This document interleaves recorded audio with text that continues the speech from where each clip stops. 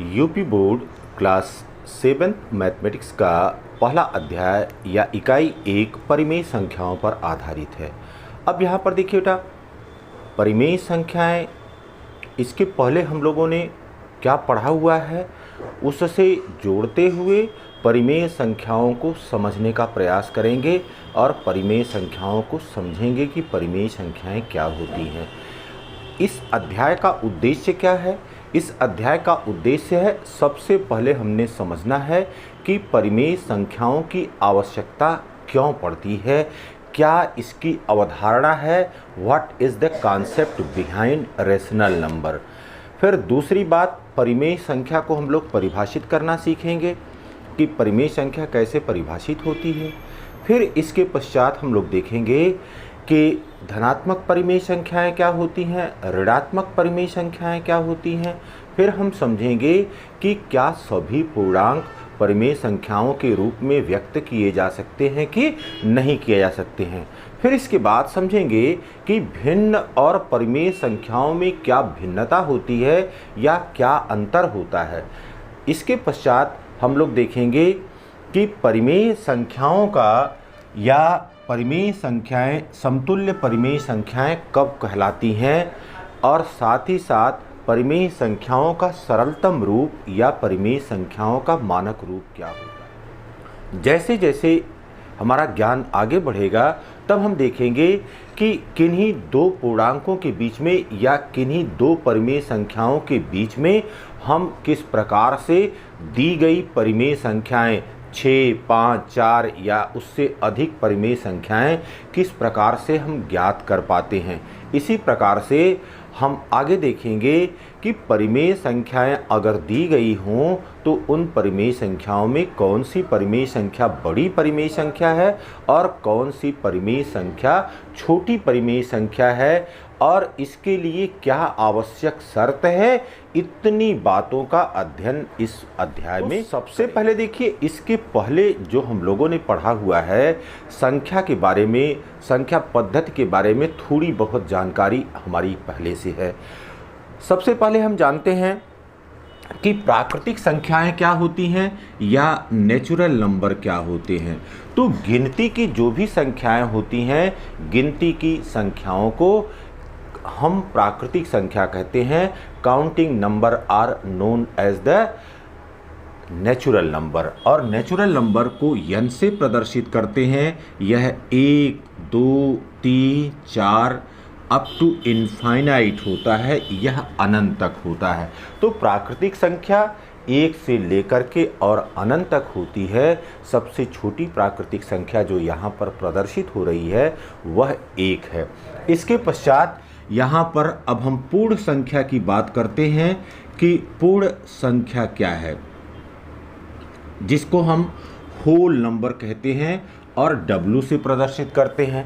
तो W क्या है? देखिए, W इज इक्वल टू यहाँ पर 0, 1, 2, 3, 4, 5 अप टू इनफाइनाइट। यह प्राकृत संख्याओं के साथ शून्य को भी सम्मिलित कर लिया जाता है, तब यह पूर्ण संख्या कहलाता है या होल नंबर कहलाता है। अब यहाँ पर देखिए बेटा, तीसरी बात आती है कि यहाँ पर पूर्णांक क्या होते हैं या इंटीजर क्या होते हैं, इंटीजर्स क्या होते हैं। तो अब यहाँ पर देखिए बेटा, यह पूर्ण संख्या हमने लिखा हुआ है।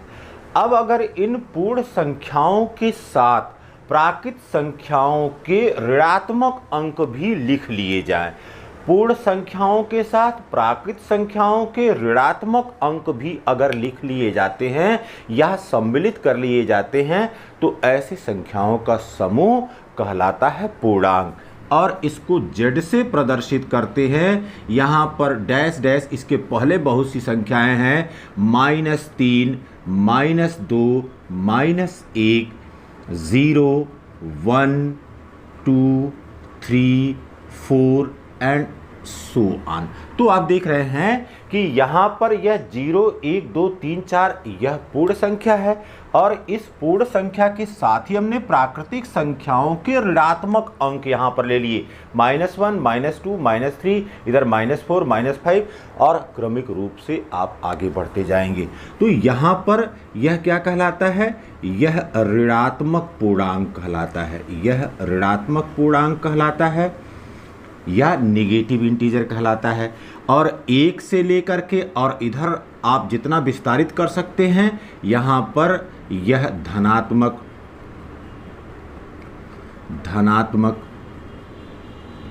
पूर्णांक कहलाता है।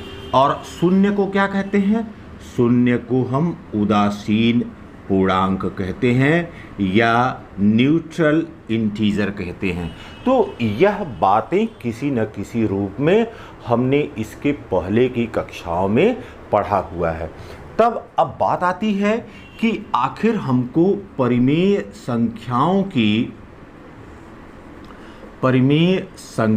की ये आवश्यकता क्यों पड़ी? What is the need of rational number? अब यहाँ पर देखिए बेटा, हमने जैसे देखा कि पूर्णांकों के लिए है, देख रहे हैं कि प्राकृतिक संख्याओं के ऋणात्मक अंक यहाँ पर अगर इस प्रकार से प्रदर्शित कर ले रहे हैं तो यह पूर्णांक हो जा रहा है। आप याद करिए, हमने जाना है कि अगर फ्रिज में अगर आप पानी की बोतल को रख देते हैं तो पानी पहले आपने 35 डिग्री सेंटीग्रेड पर रखा हुआ था और जब फ्रीज में आपने इसको रख दिया तो बाद में यह कुछ कम हो जाएगा, -1 डिग्री सेंटीग्रेड हो सकता है, -3 डिग्री सेंटीग्रेड हो सकता है, -4 डिग्री सेंटीग्रेड हो सकता है।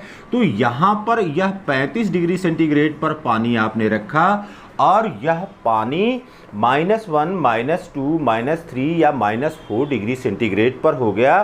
तो इसका मतलब है कि प्राकृतिक संख्याओं के ऋणात्मक या विपरीत परिणामों को हमने समझ लिया है या अपने दैनिक जीवन में कहीं न कहीं हम उपयोग करते हैं। और संख्या रेखा पर जब इसको प्रदर्शित करना होता है तो संख्या रेखा पर प्रदर्शित करने के लिए 0 हो गया, फिर 1, 2, 3, 4, फिर इधर -1, -2, -3, -4 एंड सो ऑन। और इसका विस्तार संख्या रेखा का दोनों ओर अनंत तक होता है। तो विपरीत परिस्थितियों को प्रदर्शित करने के लिए हम ऋणात्मक चिन्हों का प्रयोग करते हैं। इतनी बात एकदम कॉन्सेप्ट में। यहाँ पर हम लोग सबसे पहले परिमेय संख्याओं की अवधारणा को समझते हैं कि क्या कॉन्सेप्ट है परिमेय संख्याओं के पीछे। यहाँ पर देखिए एक दशा लिए हुए हैं, यहाँ पर यह समुद्र तल है और यहाँ पर समुद्र तल से कुछ दूरी पर एक पर्वत है और इस पर्वत की ऊंचाई 500 मीटर दी गई है। अगर इस पर्वत की ऊंचाई 500 मीटर दी गई है, ऊंचाई यह बराबर दिया गया है 500 मीटर के बराबर। अगर इसको हमने किलोमीटर में बदलना है तो पर्वत की ऊंचाई यह बराबर हो गया 500/1000 और यह किस में परिवर्तित हो गया? किलोमीटर में परिवर्तित हो गया और यह बराबर हो गया 1/2 किलोमीटर के बराबर। तो इसका मतलब है कि इस पर्वत की ऊंचाई हमने क्या देखा? इस पर्वत की ऊंचाई 1/2 किलोमीटर के बराबर है।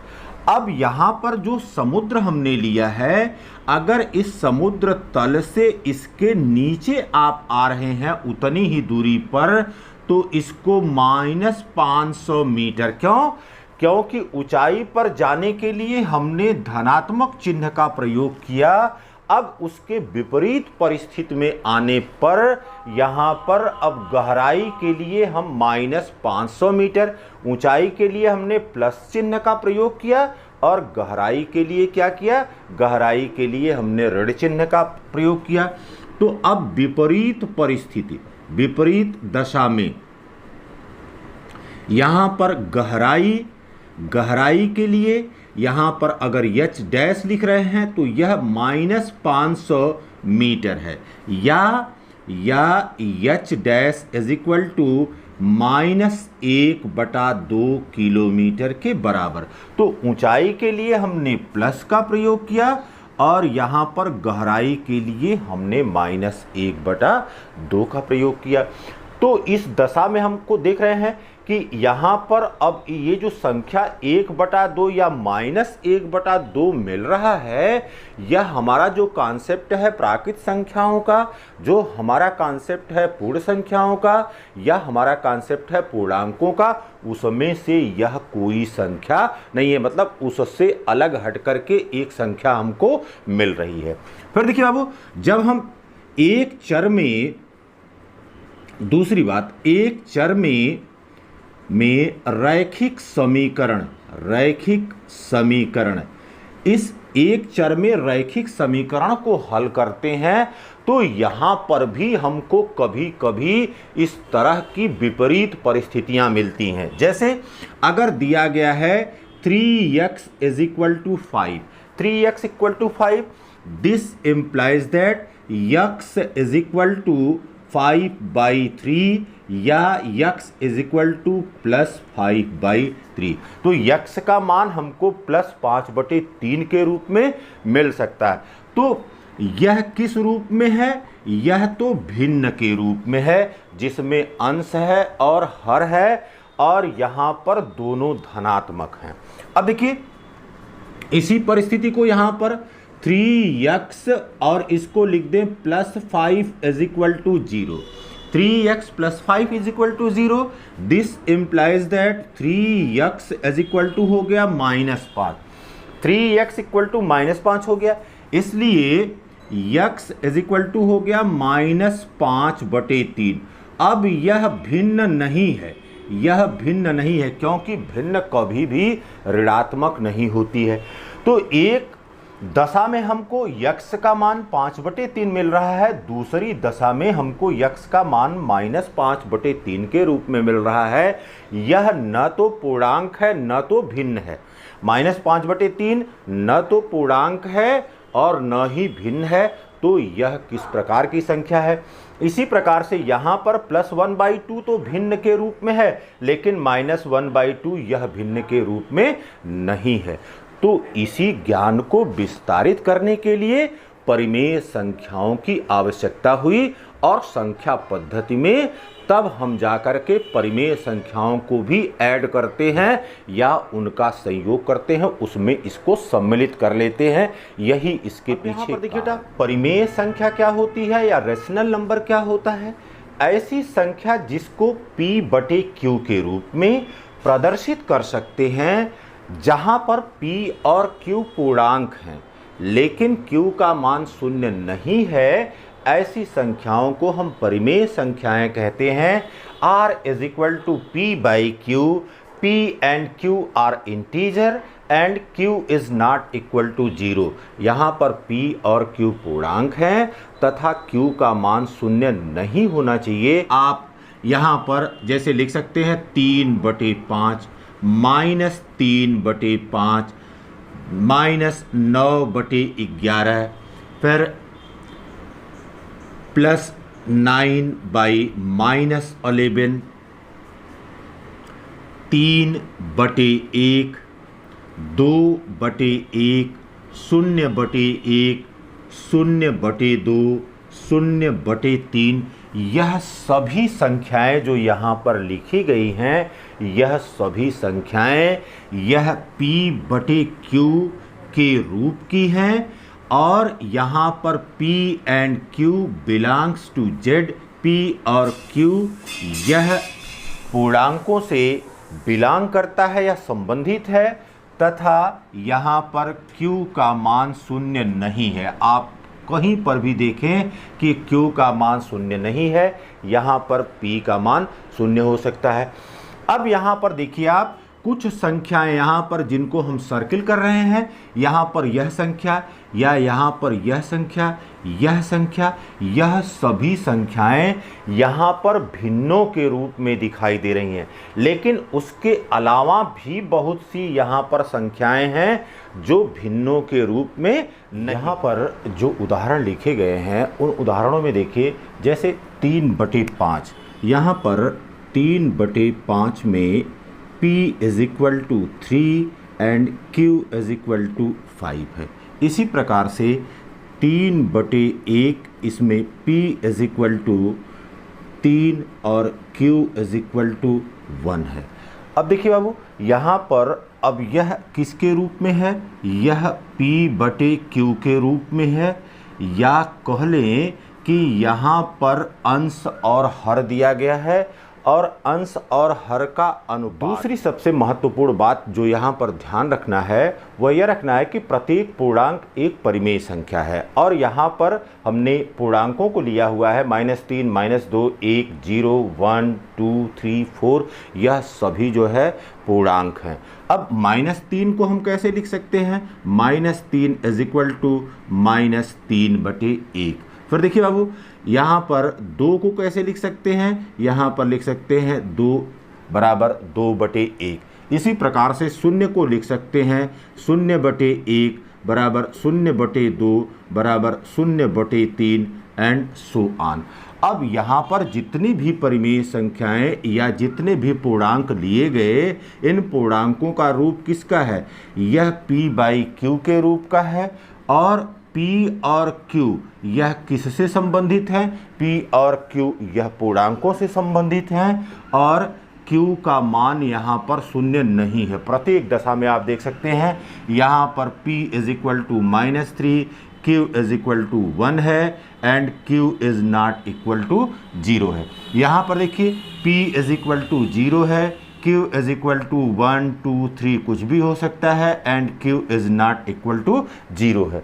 तो केवल यही परिभाषा हमारी है परिमेय संख्याओं की कि हम उसको p/q के रूप में प्रदर्शित कर सकें और Q का मान शून्य न हो। P and Q belongs to the integer.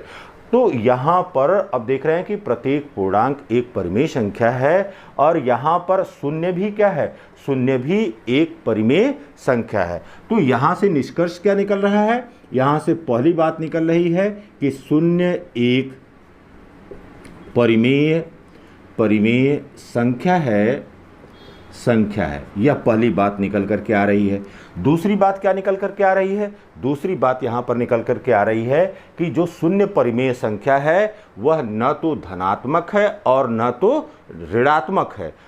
तो अब कैसी यह परिमेय संख्या हो जाएगी? यह एक उदासीन परिमेय संख्या हो जाएगी। तो शून्य न तो धनात्मक है और न ही ऋणात्मक है। यह उदासीन या न्यूट्रल उदासीन परिमेय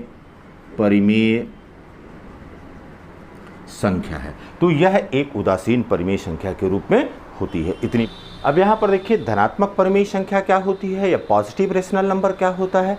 यदि किसी परिमेय संख्या के अंश और हर दोनों धनात्मक हों तो ऐसी परिमेय संख्या को हम धनात्मक परिमेय संख्या कहते हैं। जैसे यहाँ पर 7/9, ठीक, 7/9, यहाँ पर p = +7 एंड Q = +9। यहाँ पर दोनों अंश और हर दोनों धनात्मक हैं।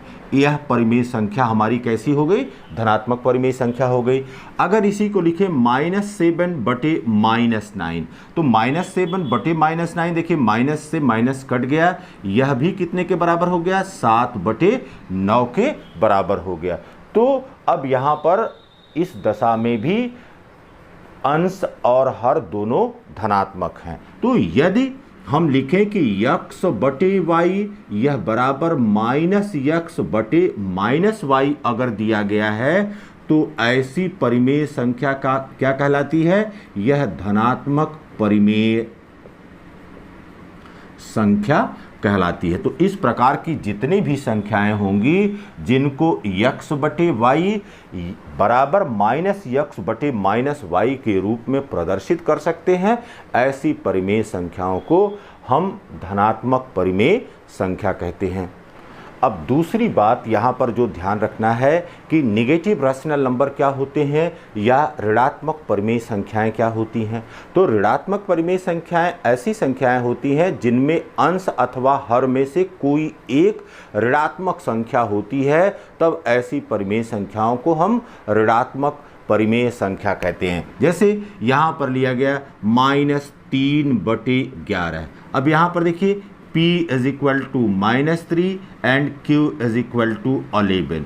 यहाँ पर अब यह माइनस में है। इसी प्रकार से अगर लिखें 3/-11, तो इस दशा में P इज इक्वल टू यह 3 है and Q is equal to -11 है। अब इन दोनों संख्याओं को देखिए, -3/11 बराबर लिख सकते हैं 3/-11 और यही बराबर हो गया -3/11 के, या आप लिख सकते हैं -x बटे वाई बराबर x बटे -y बराबर -x बटे y के। तो इस प्रकार की जितनी भी संख्याएं हैं जिनमें अंश अथवा हर में से कोई एक ऋणात्मक पूर्णांक होगा, ऐसी परिमेय संख्या को हम ऋणात्मक परिमेय संख्या कहते हैं। कि समतुल्य परिमेय संख्या या इक्विवेलेंट रैशनल नंबर क्या होता है। तो यहाँ पर याद रखिए कि समतुल्य परिमेय संख्याएं क्या होती हैं। समतुल्य परिमेय संख्याएं का मतलब हुआ कि ऐसी दो संख्याएं या ऐसी दो परिमेय संख्याएं जो आपस में बराबर होती हैं, उन्हें हम समतुल्य परिमेय संख्या कहते हैं। और समतुल्य परिमेय संख्या प्राप्त करने के लिए क्या करते हैं, किसी शून्येतर पूर्णांक से अंश और हर दोनों में गुणा कर देते हैं। तो यहाँ पर शून्येतर पूर्णांक होना चाहिए और उससे अंश और हर में गुणा कर दिया जाता है। ऐसी परिमेय संख्याओं को इक्विवेलेंट रैशनल नंबर कहते हैं। जैसे अब यहाँ पर देखिए 2/7 अगर कोई संख्या है और इसके समतुल्य हमको 3 या 4 परिमेय संख्याएं निकालना है, तो 2/7 बराबर, अब ये हो गया 2/7 गुणे 2/2। अब यहाँ पर अंश और हर में एक समान संख्या से गुणा किया गया और यह बराबर हो गया 4/14। इसी प्रकार से अगर 2/7 में हमने गुणा किया यहाँ पर 3 और 3 का, ठीक, 3/3 से गुणा कर दिया और यहाँ पर अब ये हो गया 6/21। इसी प्रकार से 2/7 में अगर 4 से गुणा किया गया, 4 से अंश और हर में गुणा करते हैं, तो यह बराबर हो गया 8/28। इसका मतलब है कि 2/7 यही बराबर है 4/14 के और यही बराबर है 6/21 के और यही बराबर है 8/28 के। यह सभी संख्याएं समतुल्य परिमेय संख्याएं कहलाएंगी। अब बात करते हैं कि परिमेय संख्या का सरलतम रूप क्या होता है। सिंपल फॉर्म या स्टैंडर्ड फॉर्म इसको कहते हैं। Simple form of rational number. कोई दी गई संख्या अपने सरलतम रूप में कब होती है। सरलतम रूप संख्या का यहाँ पर सरलतम रूप, और किस संदर्भ में बात कर रहे हैं, यहाँ पर परिमेय संख्या के संदर्भ में बात कर रहे हैं। अब यहाँ पर देखिए बाबू, दो चीज़ें होनी चाहिए। यहाँ पर सबसे पहले आप ये जानते हैं कि यह P का मान यहाँ पर क्या होना चाहिए, यहाँ पर P का मान धनात्मक होना चाहिए। ये पहली शर्त यहाँ पर है कि जब सरलतम रूप में हम किसी संख्या को लिखते हैं तो P का मान धनात्मक होना चाहिए। और दूसरी बात जो यहाँ पर ध्यान देना है कि यह P/Q एक रैशनल नंबर है। P और Q का सर्वभाज्य या सर्वभाजक आप कह लीजिए, सर्वभाजक एक के अतिरिक्त कोई दूसरी संख्या नहीं होनी चाहिए। तो तो इतनी बात सरलतम रूप के समय आपको याद रखना है। और सरलतम रूप जब परिमेय संख्या का हमको प्राप्त करना होता है तो उसके लिए अब यह ध्यान दीजिए कि HCF या इसको कहते हैं महत्तम समापवर्त। यह महत्तम समापवर्त जो P और Q दिया गया है, इस P और Q का महत्तम समापवर्त यहाँ पर एक के अतिरिक्त कोई दूसरी संख्या नहीं होनी चाहिए। तो यहाँ पर देखिए कोई दी गई संख्या अपने सरलतम रूप में होगी यदि अंश व हर का महत्तम समापवर्त एक के अतिरिक्त कोई अन्य संख्या न हो, तब इसे इसका मानक रूप या स्टैंडर्ड फॉर्म कहते हैं। उदाहरण के रूप में 3/27, अगर यह 3/27 कोई संख्या है, इसको इसके सरलतम रूप में लिखना है तो अब देखिए 3 और 27 का सबसे पहले हमने क्या कर लेना है, महत्तम समापवर्त निकाल लेना है। कैसे महत्तम समापवर्त निकलता है, 3 बराबर हो गया 3, यहाँ पर इसका अभाज्य गुणनखंड 3 ही केवल होगा, और 27 बराबर हो गया 3 गुणे 3 गुणे 3। अब यहाँ पर इसका मस या महत्तम समापवर्त कितने के बराबर हो गया, 3 के बराबर हो गया। तो अब क्या करेंगे, 3/27 यह बराबर हो गया 3। अब इसमें भाग देंगे 3 से, जो भी महत्तम समापवर्त मिला हुआ है उससे भाग देंगे, फिर 27/3 और यह बराबर हो गया 3/3 1 हो गया, और 27/3 यहाँ पर 9 आ गया। तो इतनी बातों को याद रखते हुए तब आप प्रश्नावली के प्रश्नों को हल करें।